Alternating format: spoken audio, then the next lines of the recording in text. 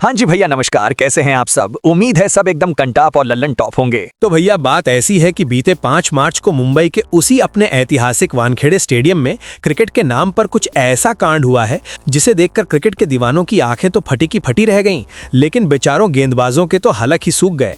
कसम से अंपायर भी सोच रहे होंगे कि भाई ये गेंद ला लाकर मैं थक गया हूं, अब तो सीधा बॉलिंग मशीन ही मंगा लो। अरे भैया, भारत और इंग्लैंड के बीच जो T20 वर्ल्ड कप का ये महा सेमीफाइनल मैच हुआ है ना, कसम उड़ान छल्ले की, ये मैच नहीं बल्कि बल्लेबाजों द्वारा गेंदबाजों पर किया गया एक ऐसा खूंखार और अमानवीय अत्याचार था जिसे क्रिकेट का इतिहास कभी माफ नहीं करेगा।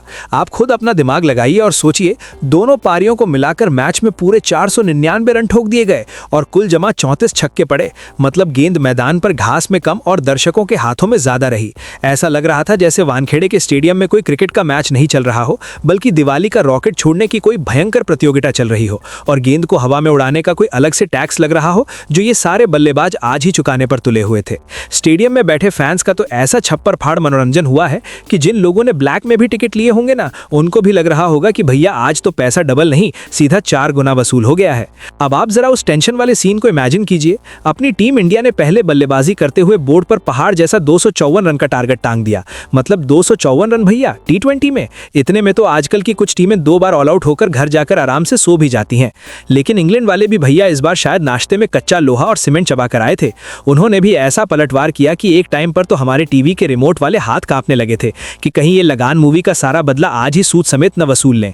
254 का इतना बड़ा टारगेट देने के बाद भी हमारी भारतीय टीम सिर्फ और सिर्फ 7 रन के मामूली से अंतर से ये मुकाबला जीत पाई, जिससे आप इस बात का पूरा फुल टू अंदाजा लगा सकते हैं कि अंग्रेजों ने भी मैदान पर कैसी खून पीने वाली खतरनाक बल्लेबाजी की होगी और हमारी सांसों को कैसे अटका कर रखा होगा। लेकिन भैया, जब तक अपने देसी छोरे मैदान में है, मजाल है कि कोई गोरा हमसे हमारे जबड़े से जीत छीन ले। तो आइए आज बिना किसी देरी के आपका परिचय करवाते हैं टीम इंडिया के उन 5 असली बाहुबलियों और सुपर हीरोज से जो अगर कल ना चलते तो कसम से मैच का रिजल्ट कुछ और ही होता और हम सब यहां बैठकर अपना माथा पीट रहे होते और टीवी फोड़ रहे होते। सबसे पहले तो बात करेंगे अपने कुंफू पांड्या यानी हार्दिक भाई की, जिन्होंने सेमीफाइनल के इस महासंग्राम में बल्ले और गेंद दोनों से ऐसा गदर मचाया कि अंग्रेजों की तो कड़क चाय ही एकदम ठंडी हो गई।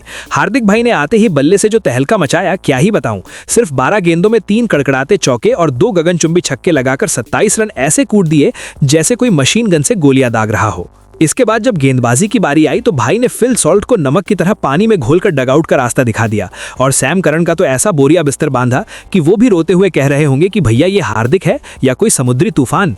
फिर मिडिल ओवर्स में जब रन रेट को रॉकेट बनाना था तब एंट्री हुई अपने लंबे चौड़े बाहुबली शिवम दुबे की। भाई साहब, दुबे जी ने तो वो तूफानी पारी खेली कि इंग्लैंड के स्पिनरों को नानी क्या पर नानी भी याद आ गई होगी। शिवम के बैट का स्विंग ऐसा था जैसे गांव में कोई कुल्हाड़ी से लकड़ियां फाड़ रहा हो। उन्होंने मात्र 25 गेंदों में 43 रन की ऐसी पारी खेली जिसमें 1 चौका और 4 आसमान चीरते हुए छक्के शामिल थे। मतलब उन्होंने बल्ले से ऐसा भौकाल काटा कि वानखेड़े की पिच भी हाथ जोड़कर कह उठी होगी कि भैया मुझे और मत मारो। अब आते हैं अपने बापू यानी अक्षर पटेल पर, जो कल मैदान पर ऐसे उड़ रहे थे मानो जूतों में स्प्रिंग और हाथों में भारी भरकम चुंबक लगा रखी हो। भाई ने फील्डिंग में जो जलवा बिखेरा है उसे देखकर तो हॉलीवुड का स्पाइडरमैन भी डिप्रेशन में चला जाए और जॉन्टी रोड्स ने तो पक्का अपना टीवी ही तोड़ दिया होगा। अक्षर ने पहले हैरी ब्रुक का पीछे की तरफ भागते हुए एक ऐसा गजब का कैच लपका कि देखने वालों के मुंह से बस ओ तेरी ही निकला। उसके बाद विल जैक्स का कैच तो ऐसा है जैसे गली क्रिकेट में 2 दोस्त मिलकर कटने वाली पतंग लूट रहे हों। बापू ने बाउंड्री पर हवा में उड़कर गेंद पकड़ी और बाउंड्री के अंदर गिरने से ठीक पहले अपना बैलेंस बिगाड़ते हुए गेंद को शिवम दुबे की तरफ उछाल दिया। हालांकि ये कैच रिकॉर्ड बुक में दुबे जी के खाते में गया, लेकिन असली हीरो तो अपने बापू ही थे। इतना ही नहीं, उन्होंने फिल सॉल्ट का भी एक बेहतरीन कैच पकड़ा और गेंदबाजी में भी एक अहम विकेट चटकाकर अपनी हाजिरी एकदम पक्की कर दी। और भैया, अब बात करते हैं उस इंसान के बारे में जिसके बारे में पूरी दुनिया नतमस्तक होकर कहती है कि जस्सी जैसा कोई नहीं। अरे भैया, ये इंसान नहीं है, ये यॉर्कर और स्लोअर गेंदों का कोई चलता फिरता जादूगर है, जिसकी यॉर्कर देखकर बैट्समैन के पैरों के अंगूठे अपने आप जूते के अंदर छुप जाते हैं। एक तरफ जहां बाकी सभी गेंदबाज ऐसे रन लुटा रहे थे जैसे किसी नेता की रैली में समोसे और जलेबियां बट रही हो, वहां जसप्रीत बुमराह ने ऐसी कंजूसी दिखाई जैसे कोई बनिया सेठ अपने गल्ले पर बैठकर दिखाता है। इंग्लैंड के खिलाफ बुमराह ने अपने स्पेल में सिर्फ 33 रन देकर 1 विकेट निकाला, लेकिन असली खेला तो उन्होंने अंत में किया जब आखिरी 2 ओवरों में उन्होंने सिर्फ 14 रन दिए। यही वो पल था जिसने मैच को पूरी तरह से पलट कर रख दिया और इंग्लैंड के हलक से जीत खींच ली। और अब अंत में हमारे सबसे बड़े हीरो, हमारे साउथ के थलाइवा संजू सैमसन। भाई साहब, वेस्टइंडीज के खिलाफ वर्चुअल क्वार्टर फाइनल में जिस तरह संजू ने कोलकाता में गेंदबाजों की सुताई की थी, उसी खतरनाक फॉर्म को वो फ्लाइट में बिठाकर मुंबई लेकर आए और सेमीफाइनल में अंग्रेजों को वो धोबी पछाड़ दिया कि बेचारे 7 पुश्तों तक याद रखेंगे।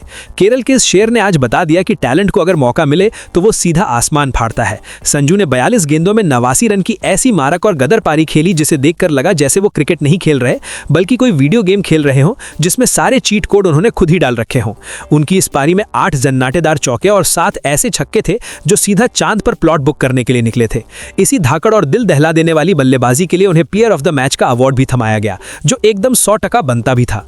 तो भैया, ये थी अपने 5 पांडवों की वो जांबाज कहानी जिन्होंने मिलकर अंग्रेजों के फाइनल खेलने के सपने को वानखेड़े की उसी लाल मिट्टी में गाड़ दिया जहां से उन्होंने उड़ान भरने की सोची थी और हमें दे दिया वर्ल्ड कप जीतने का एक और सुनहरा मौका। तो भैया, इसी बात पर बिना कंजूसी किए इस वीडियो को कर दो लाइक, चैनल को कर दो खटाखट सब्सक्राइब और कॉमेंट सेक्शन में पूरे भौकाल के साथ लिख दो चक दे इंडिया। मिलते हैं आपसे अगले वीडियो में एक और तड़कती भड़कती खबर के साथ। तब तक के लिए आप सबको मेरी तरफ से राम राम और जय हिंद।